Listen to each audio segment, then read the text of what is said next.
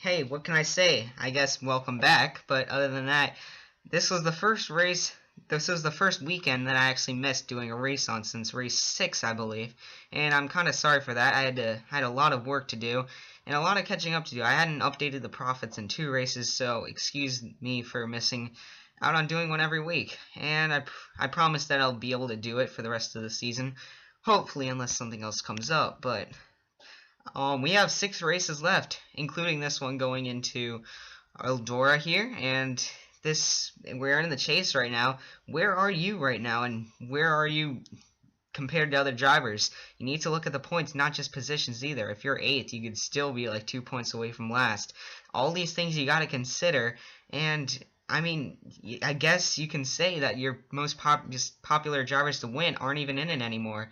It's just a handful of surprises, and we're going to see who wins it. And now, going into the Pennzoil Cup Series Race 19 at Eldora.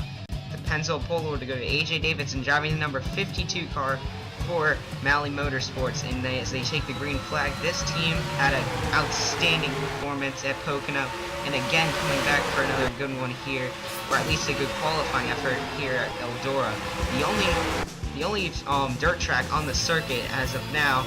We're still not sure what the schedule will be next year, and we got A.J. Davidson in the wall, and that would be bad at other tracks, but this track is not too common. You see people really like to go 3 wide, and you see Jade Barker and Michael Jones both in the wall.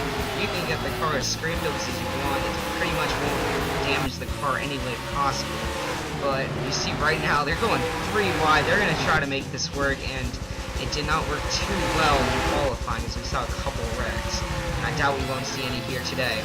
Gary Weaver is going to make his way by Nick Purcell's in the 16. Purcell's was way down the points.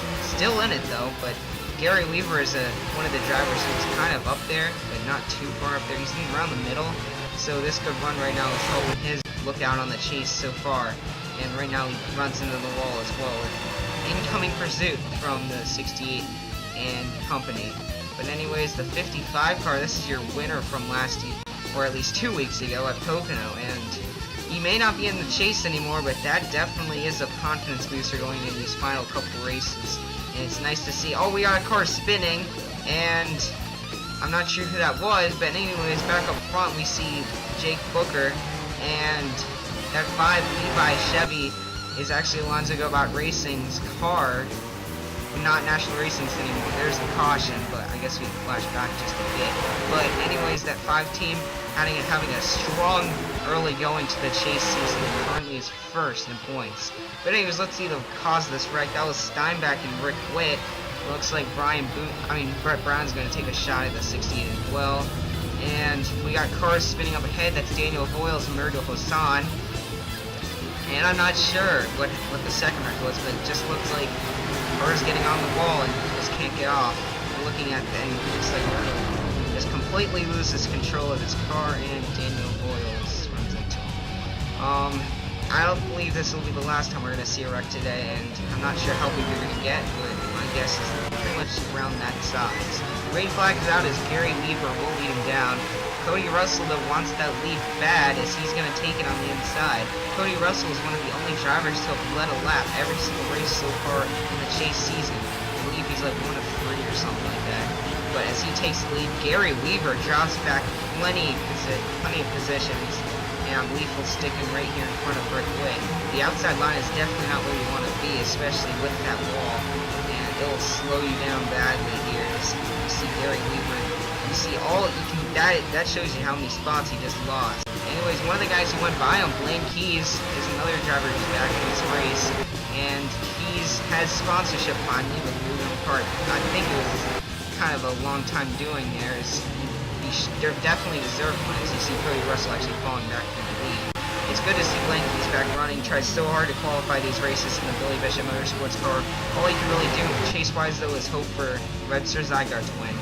Anyways, the leader, however, would be the 53 car of Derek Petrie. However, he's going to hit the wall just the same as Ryan Dunn. Both those cars out of the chase already, as a surprise to everyone. Michael Kraft is going to take the lead. He actually is, in fact, in the chase. In fact, here in the chase, in the picture right now, we see Kyle Singer, Jay Booker, Jade Barker, and Michael Kraft are all in the chase as of now. But that can all change if Michael Kraft is one of the guys hanging on for dear life, and Derek Petrie kind of runs in the back of the punch of Kraft there for a second there. Close call for him, but anyways, we're looking back.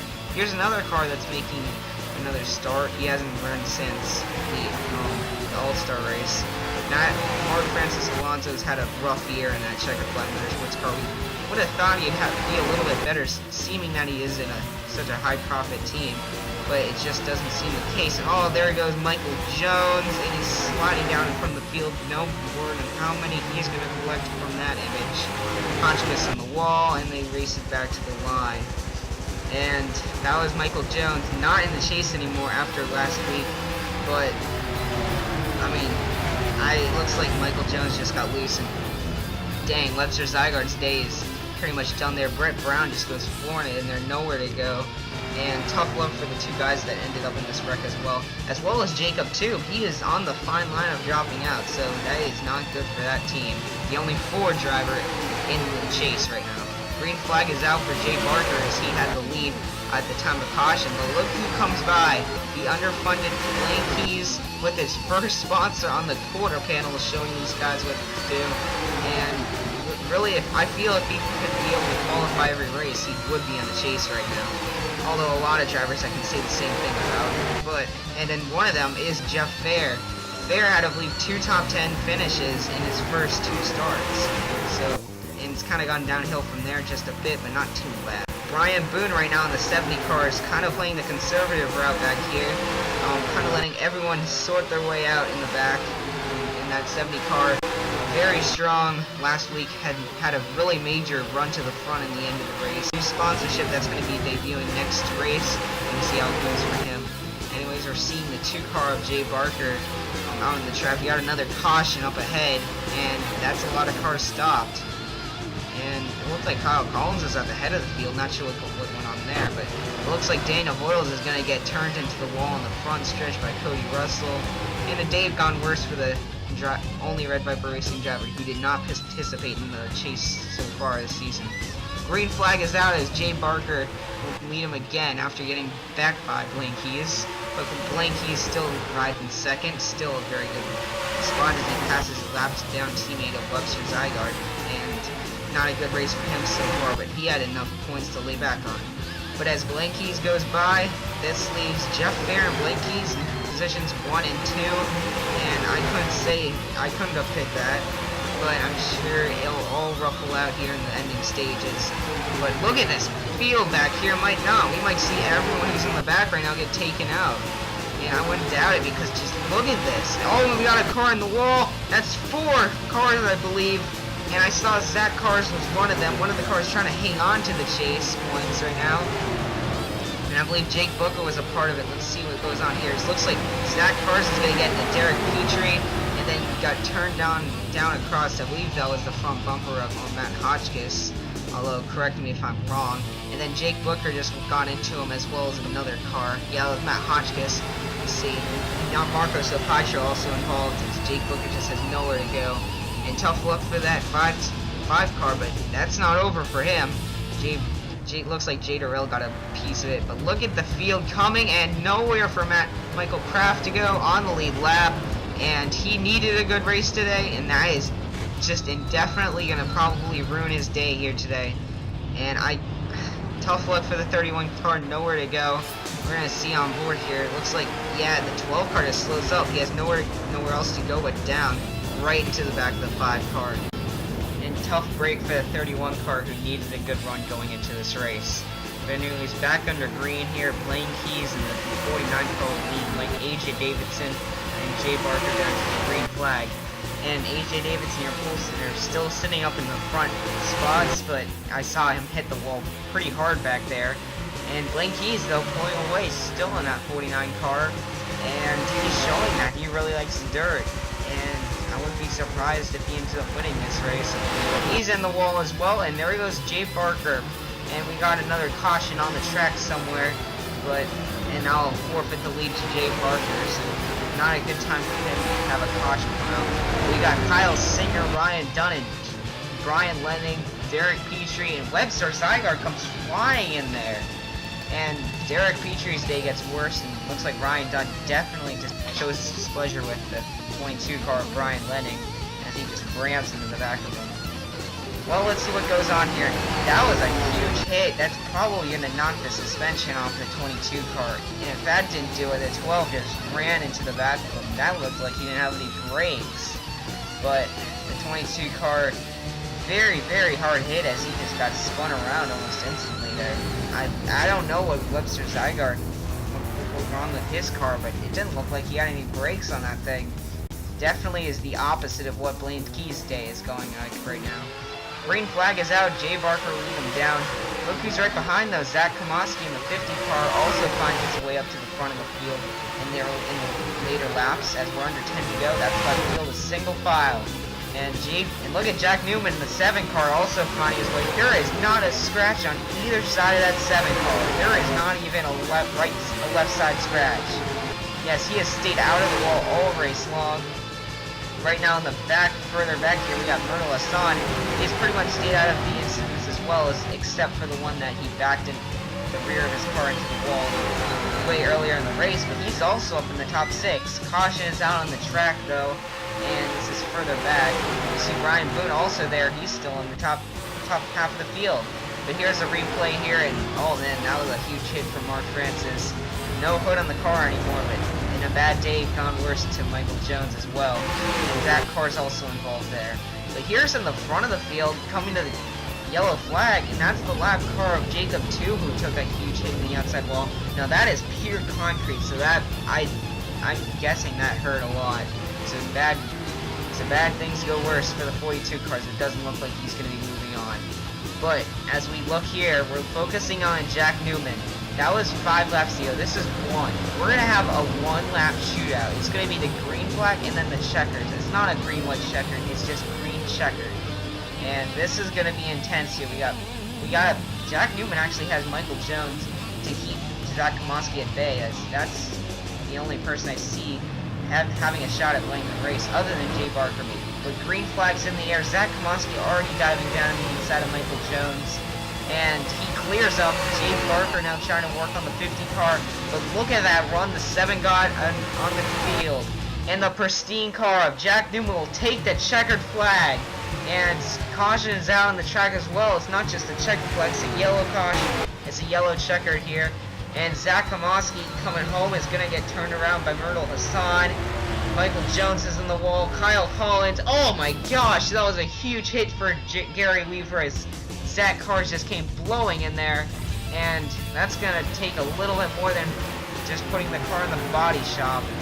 And looking at the Blaine Keys car right now, so he's going to try to go down pit road instantly. And the 32 car's there. Just creates even more contact. And Ryan Dunn, I think, just wants this day to end. Even after it has ended, it still's not over. But, still celebrating the winner, Jack Newman tries to do his best burnouts in the dirt as he takes home the second win of his career and the first points race win for him. Second place, Blaine Keys, amazing shot and run by the 49 car.